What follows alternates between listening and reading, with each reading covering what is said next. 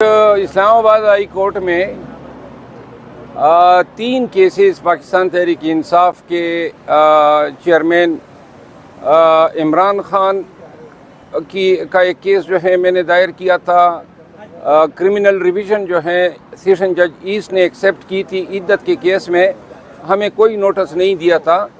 اس پہ سماعت ہوئی.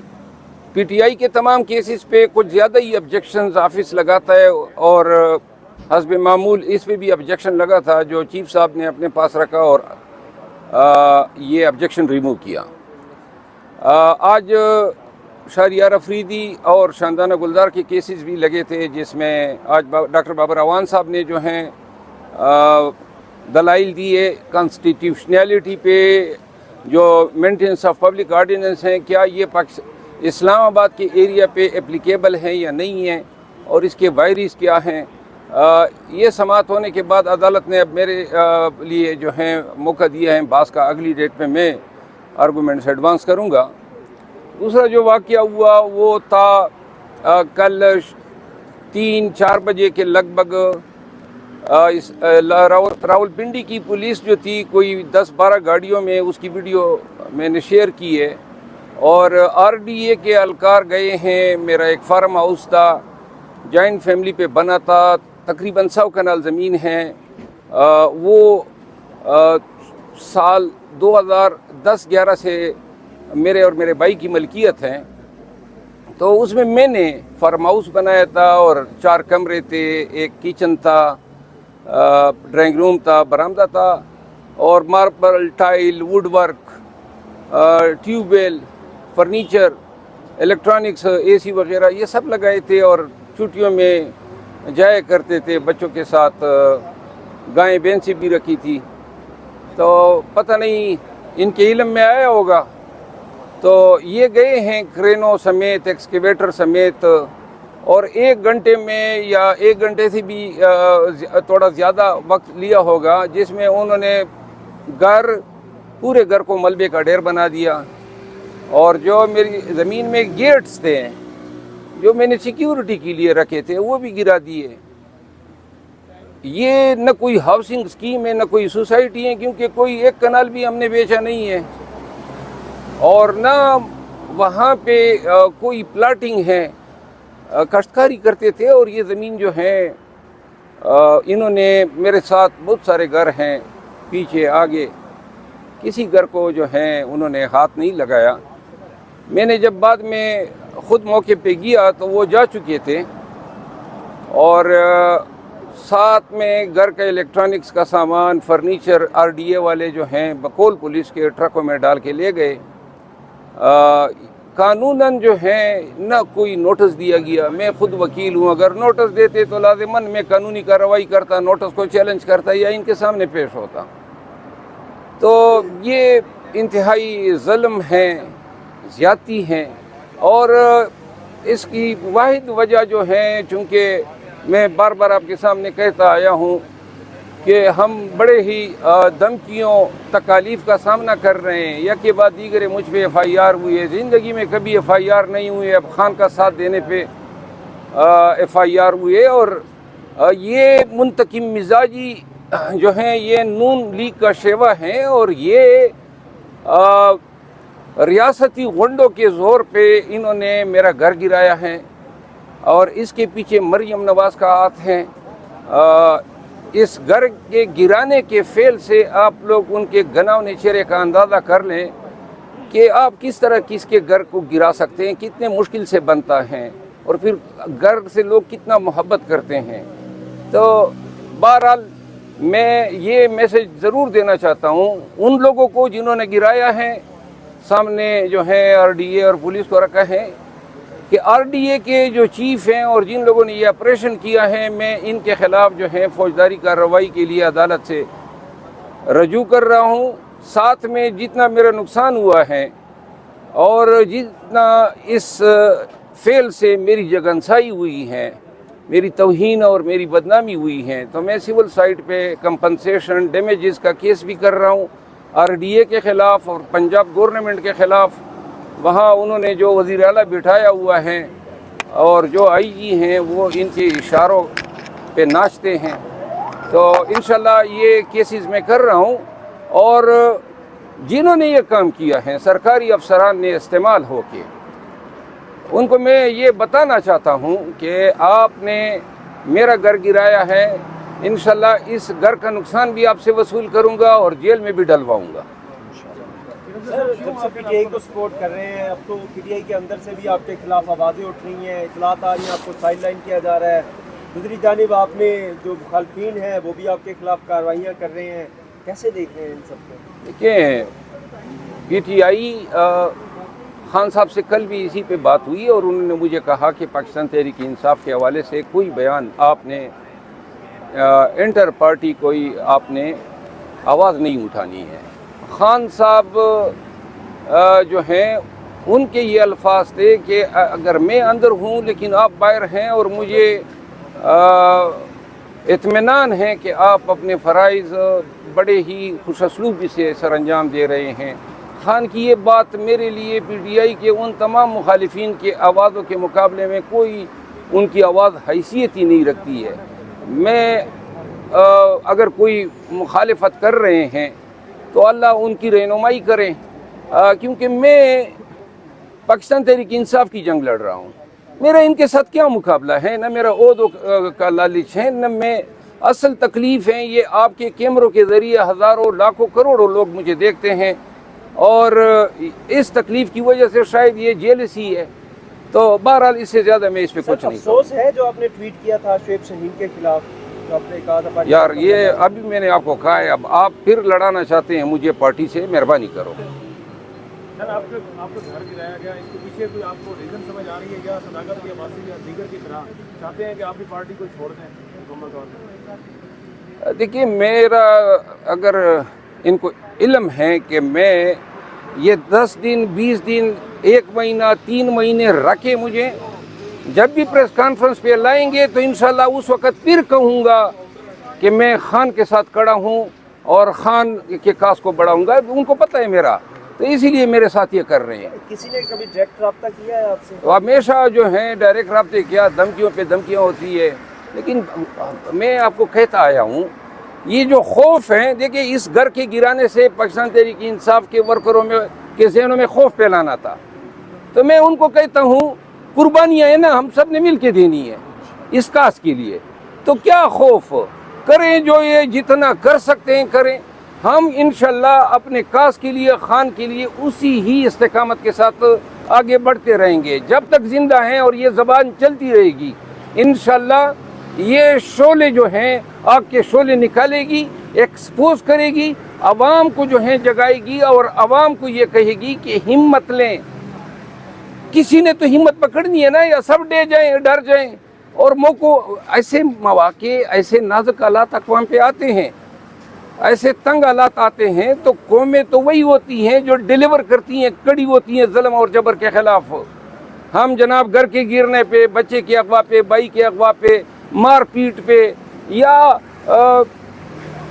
کسی کرپشن کے کیسز پہ بلیک میل ہو کے ہاتھ اٹھا دیں، نہیں کرتے ہیں نا، نہیں کرنا ہے ہم نے، اور یہی ہم دھڑلے سے کہتے رہیں گے۔ کن ذرائع سے آپ کو دھمکیاں دی گئی ذرا بتائیں؟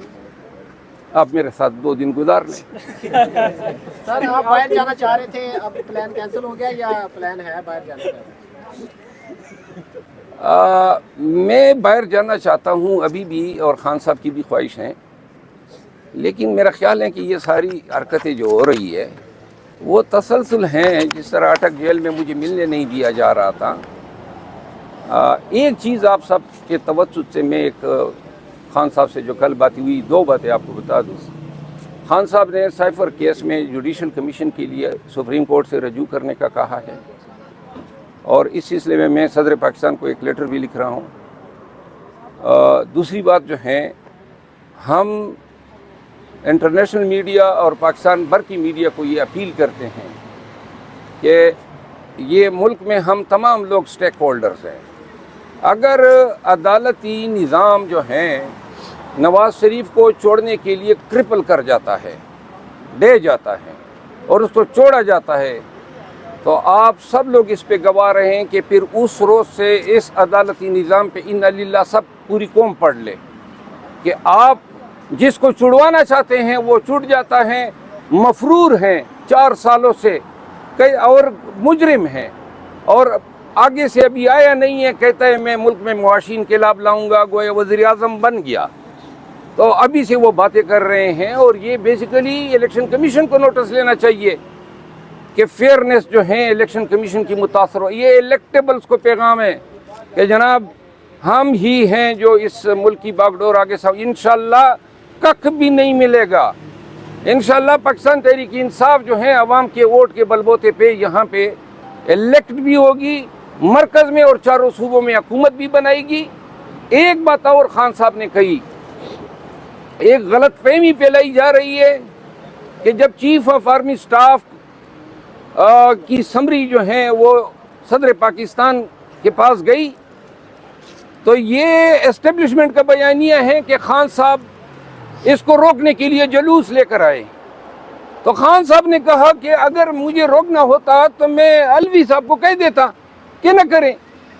कहते हैं ये बात किस तरह इनके अक्ल में नहीं बैठ रही हैं, और यही वो चीज़ें हैं जिसकी बुनियाद पे इन्होंने पाकिस्तान तहरीक इंसाफ को एस्टेब्लिशमेंट के सामने बतौर एक ऐसी पार्टी जो है कि जी जो ये समझी जा रही है कि आपकी वाइज हरीफ यही है।